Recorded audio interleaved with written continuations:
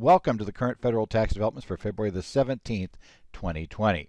Current federal tax developments is brought to you by Kaplan Professional Education and by your state society of CPAs. I'm Ed Zollers coming to you from Phoenix, and we're going to talk this week about three specific developments in the week, a little bit shorter list than we normally have. And this week we're going to actually talk about one that is just an IRS announcement that kind of reminds practitioners what they should be doing in terms of securing data. We'll also talk about the IRS got themselves deeply involved in a long conversation about virtual currencies this week, which finally solved itself, and it got rid of a problem that some people had noticed about prior IRS guidance that may have had lots of Fortnite players having to check Schedule 1's box that yes, they were involved with virtual currencies. And finally, we'll talk about a taxpayer's unsuccessful attempt to challenge the wording of a regulation when the taxpayer didn't follow the regulation in attempting to claim a rather large, about $8 million charitable contribution, and a problem that we ran into because of that. So we got a few things happening this week. So let's go ahead and take a look first at the issue that came down this week from the IRS. This comes from the IRS's news release on their website. The page is entitled, IRS urges tax professionals and taxpayers to protect tax software accounts with multi-factor authentication. And this is one of those things that came from the IRS's Security Summit presentations or their group. And this is something they are strongly suggesting. Many of you may have already run into this with your tax software. You know, tax software may not be allowing you to do things like file returns electronically or be the person to authorize releasing returns electronically if filed unless you have enabled multi-factor authentication to prove your account. So let's talk about why the IRS is talking about this, some problems with the way the IRS itself implements the issue, but then talk about maybe what you can do to look at this. And this was a topic that actually was a topic of a course, well, part of a topic of a course I did back in January in Phoenix, where we talked about various security things that a CPA could do to try to make their offices and make their data more secure. And we had a long discussion about the fact that enabling multi-factor authentication probably has the largest bang for the buck in terms of something you can implement which will do the most to protect data. One problem we run into when we talk about doing data protection, we talk about all these courses, and I have them, and I like them. You know, it's kind of interesting running on those. But you can easily come out of an IT security course deciding there are so many things you have to do that you just look at the stack, you figure it would cost X dollars more than you make in the year off of all your clients, and you just decide to give up and do nothing. The problem is understanding that there are multiple threats, that you'll never get rid of all of them. But the question becomes, what's the biggest threat? Just because it's possible somebody could break into your house, doesn't mean that you just go ahead and give up and leave doors open, everything unlocked, and say, hey, come on in and take everything. We take steps because there are certain steps that will make it more difficult. And conceptually, this is one of those steps that makes it more difficult to take over your account, because the risk of account takeover remains a major problem. In fact, the IRS already noted this, that they've already seen people having their accounts attempted to be taken over this year. We've had in essence a number of scams that go off, and tax professionals are subject to attack. I think most everybody listening to this has probably gotten this year at least one scam email offering you a new client who's sending along this package or this link that you should go to where they will give you all this data. Now, we're all pretty clear by now that that email is really meant to put malware on your machine, which could be a keylogger or other issues to get the data. They realize the data you have, it's directed at you. We're going to talk here, though, about a little bit different issue, and that is the issue of an account takeover. Account takeovers, we have seen things happen this way, and the problem becomes that usually, and this is what the IRS even tells us, that the attacker, may very well send you an email. The email will appear to come from, it could be a client, it could be your cloud storage provider, your backup provider, it could be your tax software provider, it could be claiming to come from the IRS. By the way, it's not coming from any of those, but that's first key. A lot of people do not understand it is trivial to forge the from address in an email. It's trivial to make an email look like it came from the IRS or whoever, or Thomson Reuters, or Wolters Kluwer's, or Intuit. It's trivial, not difficult at all. This is very, very simple. So, but what they'll do, as noted, the IRS tells us, is, and this is also pretty much a deal, this email has something that you need to take action right now. Right? We need action right now. Perhaps, of course, the new big client who is considering firms right now, they need to make a decision by Friday, so you need to download this now and look at it.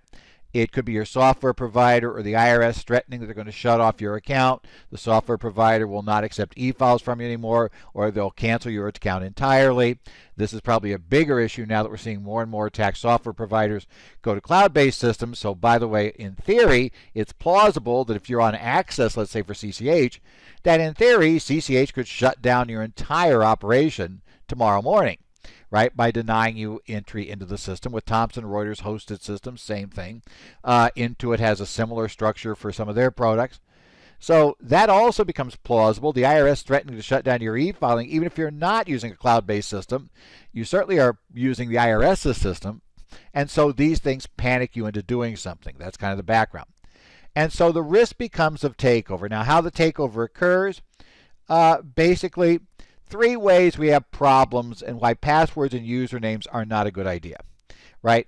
Let's talk about the problems we've got here. First thing is you may just simply choose a poor password. Password, not a good password. Even if you change the O to a 0, that's also not a good password.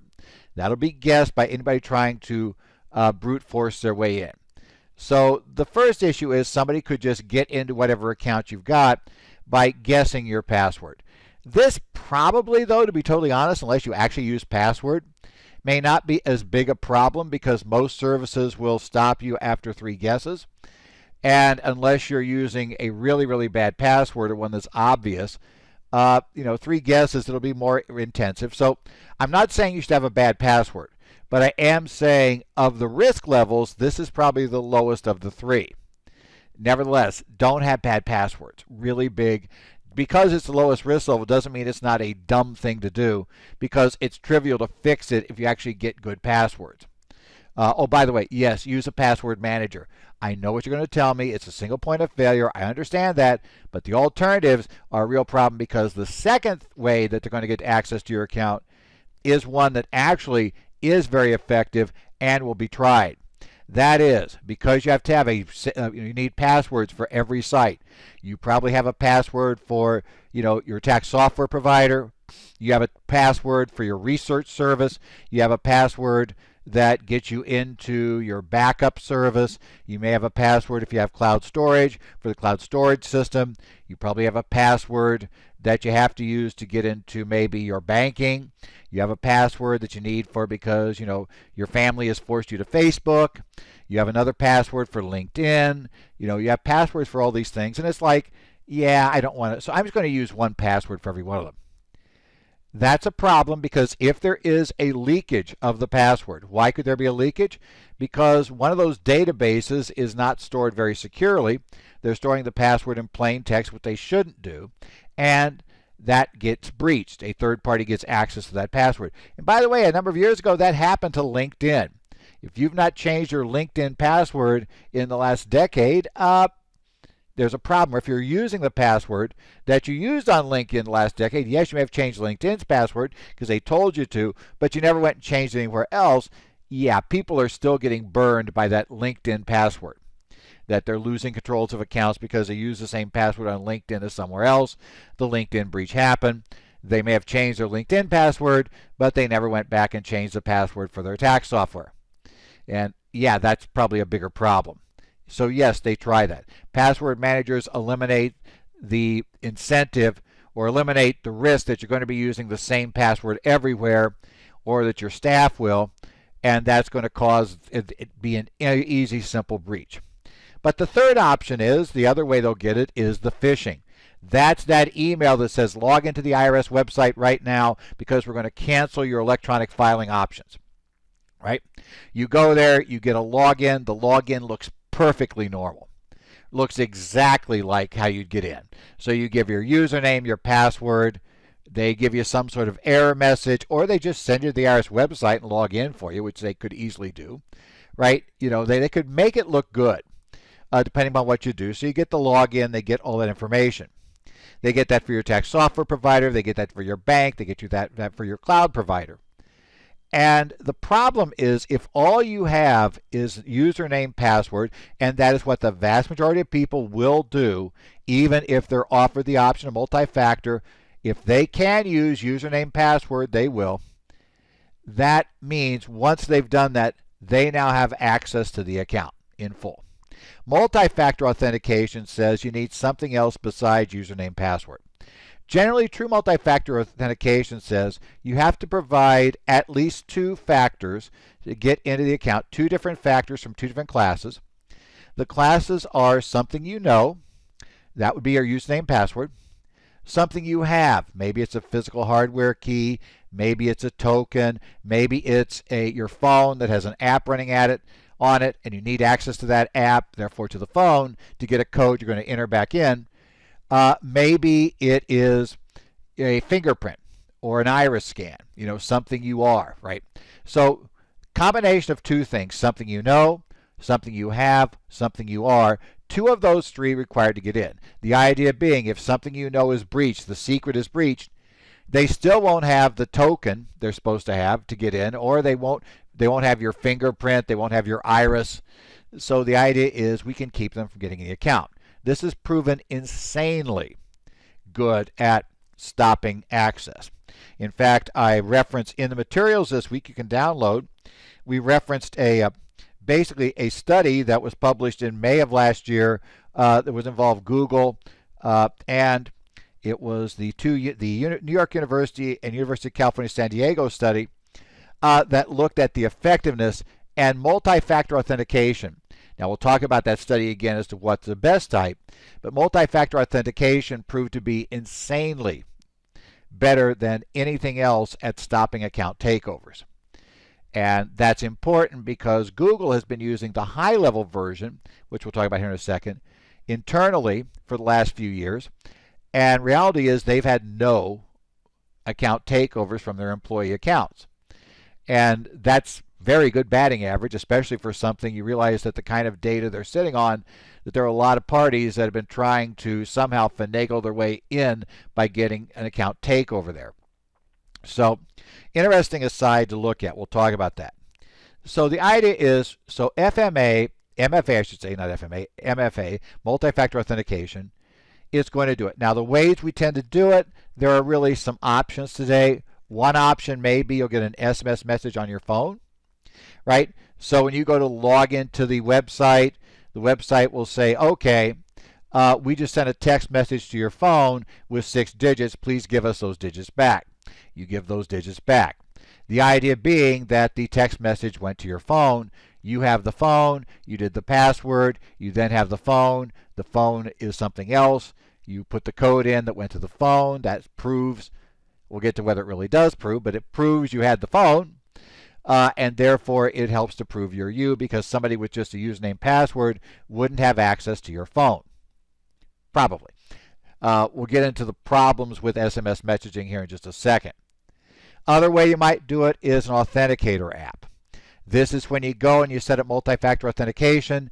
You'd be presented most often with a QR code on the screen. That's that, kind of odd, not really a barcode, but the same sort of concept. And your phone takes a camera of it. If you have an authenticator app, they ask you to basically take a picture of that. Have the camera see it. It sees it. That creates a shared secret between you and the website. And that is used along with the current date and time as you're logging in to generate a 6-digit code. Only the other side, the server out there in the real world, and your phone know this secret, right? Nothing's transmitted when you do it, but when you go to log in, you're asked to give the 6-digit code. The best known authenticator is Google Authenticator, because that was like the first one that became popular, but the standard used in Google Authenticator is supported by a ton of other authenticators. So there are various options you're using. If you take a look at Thomson Reuters product, if you're using their stuff, their authenticator is basically based on the Google Authenticator system. Same basic backup. You can actually use Google Authenticator for Thomson Reuters. If you don't want to use their app, you can do the code. So it's actually the same basic structure. Sometimes the vendors will have a specific app that they will hopefully securely communicate with that you'll install on your phone. Thomson Reuters does this. Some others do it. Microsoft does it. They'll do a secure communication back to your phone. So when somebody tries to log in, you'll get a message saying, attempted login. Are you want to approve this? You say yes or no on your phone. Again, you prove you had your phone. Little concern there because unless you know for sure they programmed it right, there's always concern they might have done something really stupid like transmitted that in the clear, which would be a really bad idea. So hopefully they're not doing anything stupid.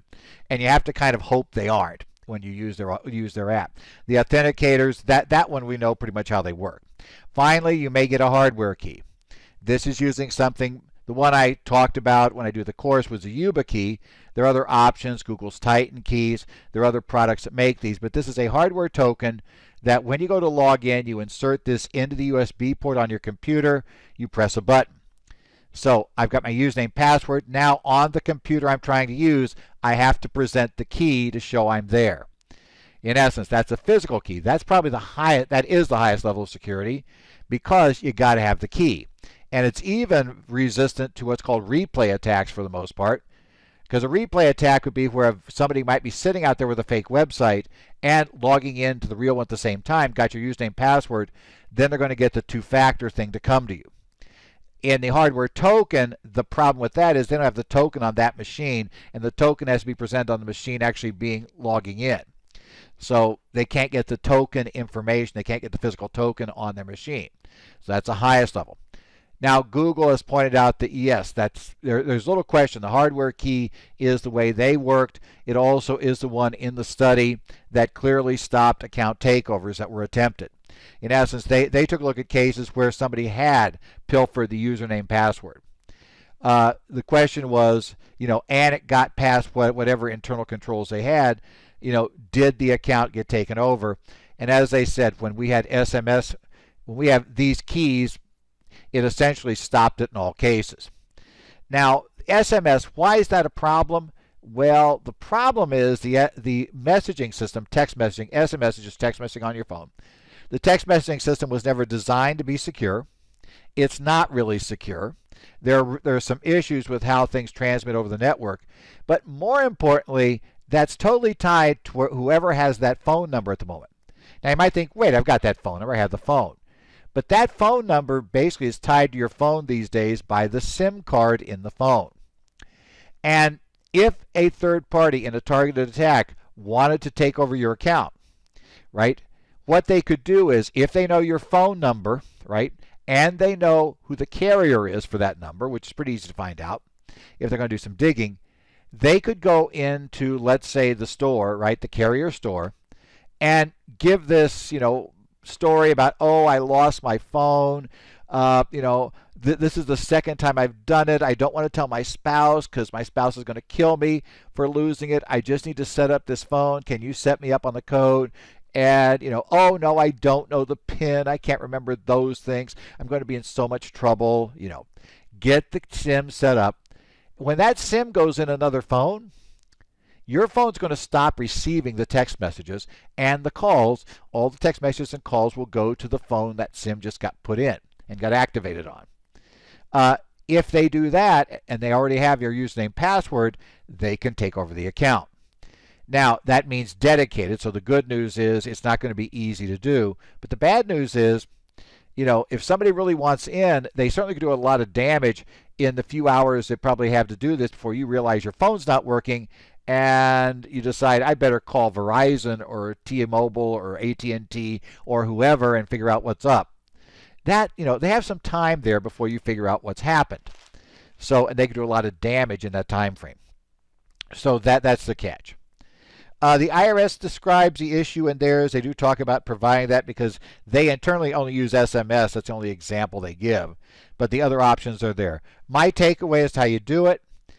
If you have the option for all of your accounts that have any client data, check to see if they offer multi-factor. If they offer multi-factor, turn it on.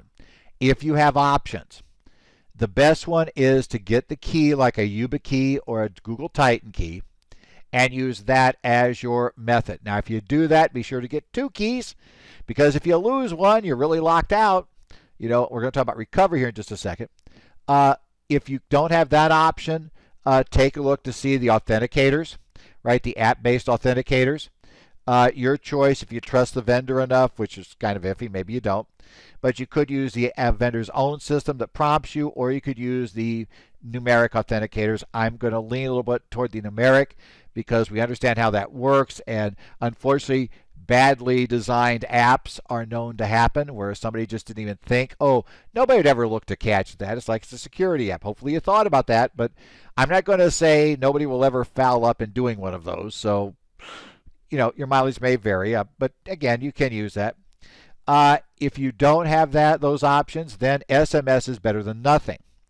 And that study I told you about with Google, what Google found was if there was a truly targeted attack where they wanted your account, even SMS blocked about 3/4 of those attempts to take over an account.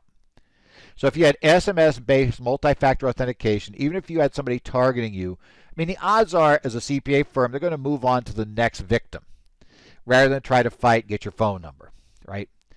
Now, to give you the difference, the hardware key blocked essentially 99%, or basically virtually all, statistically virtually all of the attacks. In fact, I don't think that any they've done, but they're not going to say it's going to block 100%. There still are ways you could get around it theoretically. They also found that the authenticator apps blocked 96% of attacks. There are reasons why they wouldn't, including if you have that shared secret backed up and somebody got control of that. Yeah, there are reasons why that could fail, depending on how you lock it down, but it's still pretty good. So definitely IRS suggests you need to turn these things on. And a big reason you want to now is with this out there, and the IRS telling us we're supposed to be using this, if you suffer a breach, you may face regulatory sanctions, or you may face liability in courts, because what they'll say is you had a duty to protect data.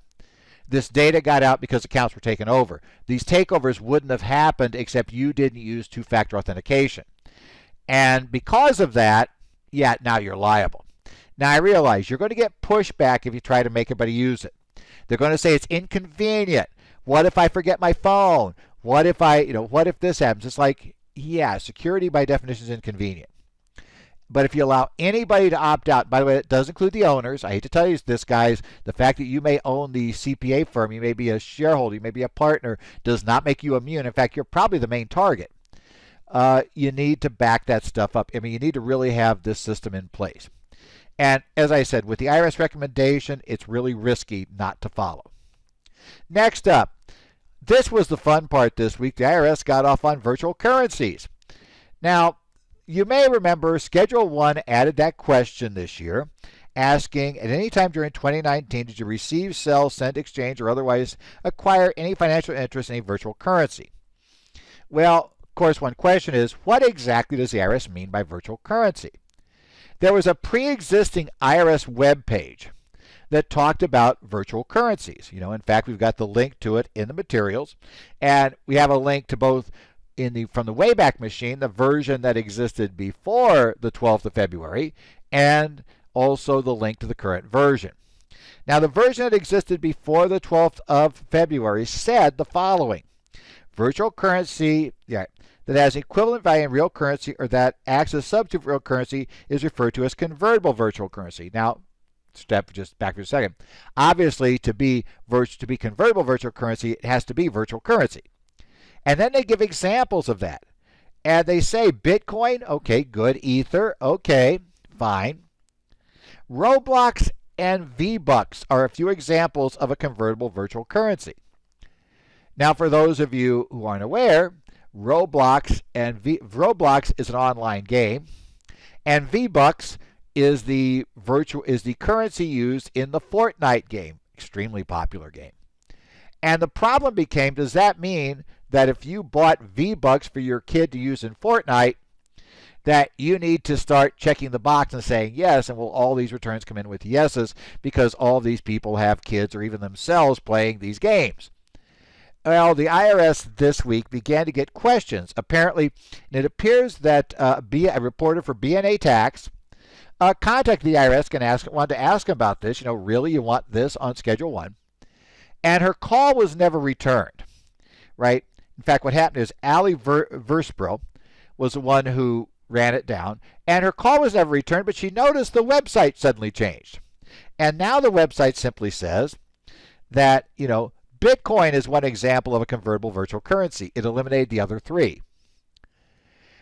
And that was interesting because we got rid of it. They didn't answer the question, but they got rid of it. Okay? And so, tried to follow up, got no follow-up. The next day, the IRS chief counsel was speaking. The reporters cornered the chief counsel, asked him about essentially what's going on here. And he said, oh, well, the website was wrong. It was corrected. Don't worry about that. So he asked, okay, specific question. So if people have gaming currency, they don't need to check yes on the 1040. And in response to that question, he then backed off and said, I'm not even looking into that. I'm not saying one way or the other. I think I'd be getting ahead of myself if I said anything. Read the website. We posted a correction, which didn't exactly calm things down. Finally, on Valentine's Day, the IRS posted or gave the press a further update, stating in this case, the IRS recognizes that the language on our page potentially caused concern for some taxpayer. We have changed the language in order to lessen any confusion. Transacting in virtual currencies as part of a game that do not later leave the game environment, virtual currencies that are not convertible, would not require a taxpayer to indicate this on their tax return. Okay, that last sentence. Now, there's been quibbling about that last sentence and what's really meant, and I'm not going to go too far. I'm going to tell you, basically it means as long as, I think the best way to interpret that is, as long as the currency stays in game, you buy your kid V-Bucks, the V-Bucks are used by your child to purchase whatever they're purchasing in Fortnite, that's not a reportable transaction. But if you were if you were, let's say, laundering, let's say, in essence, if you were selling an illegal substance and you received payment in V-Bucks from somebody, and you then went out and you sold those V-Bucks, first thing is you'd have revenue, from the sale of the product, from having received the V-Bucks for it. And then secondly, you'd have a capital gain or loss on the sale of the V-Bucks. And bottom line, you would check the box yes. But if they're just using it in-game, it's not a problem. I think the IRS hopes this is the last word we're going to have on this. I suspect it is. I was never terribly worried about the currencies, but it was kind of weird. It was on the website. It's gone now. So for all that's worth, if your clients were concerned about that, or if they've read about it because it hit the mainstream media this week too, it was not just on the tax sites by the time this finished. A number of mainstream sites also picked up the story. So your clients may ask you about it. Now you got some clue what it is. Finally, this week, let's take a look at the one case we have this week, Oak Hill Woods LLC versus Commissioner. Tax Court Memorandum Decision 2020-24, issued on February 13th. This is a case of a taxpayer who granted a conservation easement to a charity, right, and was attempting to claim nearly an $8 million contribution as a qualified charitable easement. Now, as you know, if you try to claim a contribution for property in excess of $5,000, and this is a little bit in excess of $5,000, the regulations tell you that you have to submit a qualified appraisal, right? In fact, only the regulations do. IRC Section 170F11C provides specifically, in the case of property, contributions to property for which a deduction of more than $5,000 is claimed, the requirements of this subparagraph are met if the individual, partnership, or corporation obtains a qualified appraisal of such property and attaches to the return for the taxable year in which contribution is made such information regarding such property and such appraisal as the Secretary may require. Well, in this case, they did not include, which is required in the regulations, that you attach, that part of that summary of the contribution attached to the return is going to be a showing of your basis. You need to say when I acquired the property, how I acquired it, and what my basis is. They did not attach the basis. And they actually intentionally missed it.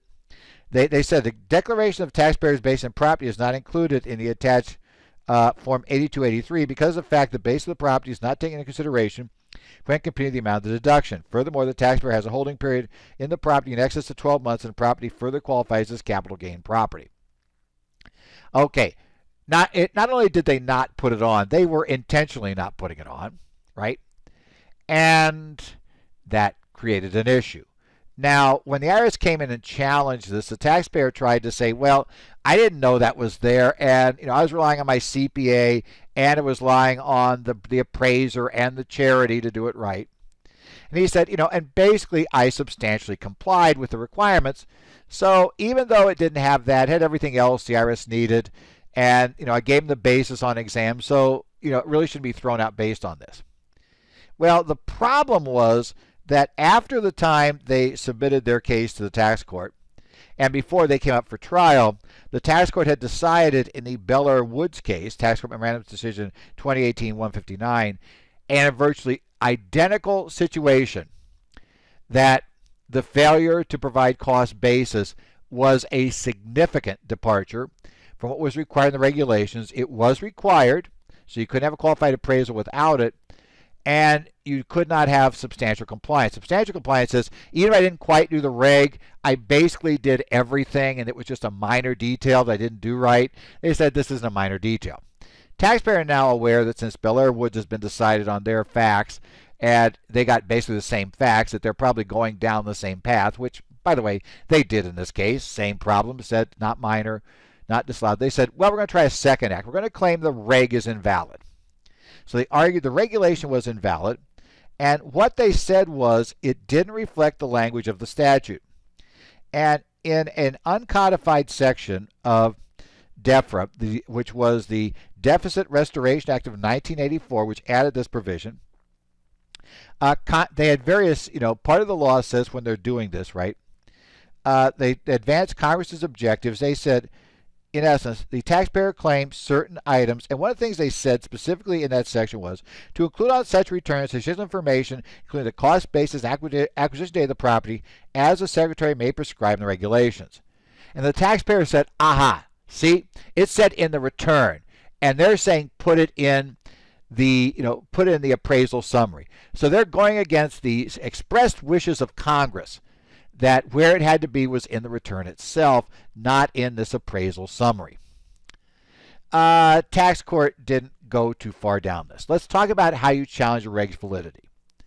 Under the current structures, now I know there's discussions whether the Supreme Court will change the Chevron standard or not, but basically under the current standard we have, which the Supreme Court advanced in the Chevron case, there are two questions we want to see if a reg's valid. And this covers not just tax regs, but all regs.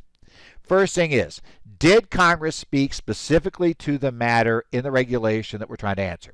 Did Congress tell us that this cost number had to be in a document other than the attached appraisal and appraisal summary? Okay, the tax court said no. First thing is, they said you got a problem, right? It says, look, a return is not just the Form 8283 or whatever other documents you're talking about. The return is all documents required to be submitted. The appraisal is part of the return. So they said, even if we say literally that they said it had to be in the return, by requiring you to attach an appraisal to the return, the cost number is in the return, and they told you how to present it. They said, secondly, even if that wasn't the case, the code itself very clearly gives the IRS the authority to specify what has to be attached. They're saying, so it's clear. They gave it to them. There is so there existed a question that Congress did not answer. Congress did not say it had to be on a form on the return. They just said it had to be in the return, on the return. And they're saying, look, this required attachment is on the return. But they said, secondly, okay, let's assume that Congress didn't answer it. Because, now you could have put it in this thing. You could have put it on the return. Question is the IRS interpretation basically an acceptable interpretation of the law? And what we're really looking for there is the IRS's rule reasonable? And the court found clearly it was. The question of basis versus claim deduction, clearly that's important. Congress was concerned about abusive claims of charitable contributions, people claiming charitable contributions. By the way, similar to what some of the issues we're looking at now on some of these easements, not necessarily this one, but we're looking at the fact where you buy the property, you're sold this easement package where, give us $10,000 a day, and next year we will pass out a conservation easement. We're going to go buy the property, but magically a year and a day from today, even though you only put 10 grand in, your deduction will somehow be $140,000, right, for that easement for just the portion of the property. That'll be your deduction. They're saying, yeah, that would be good. Somebody just paid 10 grand to buy the whole property, and a year and a day later is claiming that granting the easement only is worth $140,000. That probably indicates that this is something the IRS likes to look at. So it seems like valid information. So bottom line, the IRS was held, the Congress had spoken to the issue. The IRS interpretation was permissible. Court held, bottom line, you guys didn't attach this. Now, they did hold out one thing, which is held for trial in this case. The question was, had they reasonably relied upon the CPA and basically the appraiser, there is a chance under reasonable reliance they might be able to get around the problem. But it's going to be interesting to see how the court looks at that. They just said we need more facts to make that choice. It's not impossible, so we're not going to decide that today. We're going to go to trial on that issue and see what evidence is presented. Bottom line, if you're trying to challenge a reg, yeah, it's difficult. Number two, when you're making charitable contributions especially, Section 170 has requirements for virtually every contribution that have to be met. Make sure that those are being met, that your clients are aware of the requirements, that they can't just say, I threw $5 into a donation bucket. Christmas time, I went by a Salvation Army bell ringer and I threw $5 in, and I want to claim that $5. Well, you really can't under the law because you don't have a receipt, you don't have a check, yet you don't have proof, right, of how you did it. And even down to that small contribution now, you need to have at least the check or other document to back up the fact you made the contribution. So you need to make sure of that. Number two, if you're going to challenge a reg challenging is difficult. It succeeds more often than challenging a code section because of constitutionality, but it doesn't really succeed that often. And if you're really going to go down that path, remember, you do an A275R if you do disagree with a reg and claim it's invalid.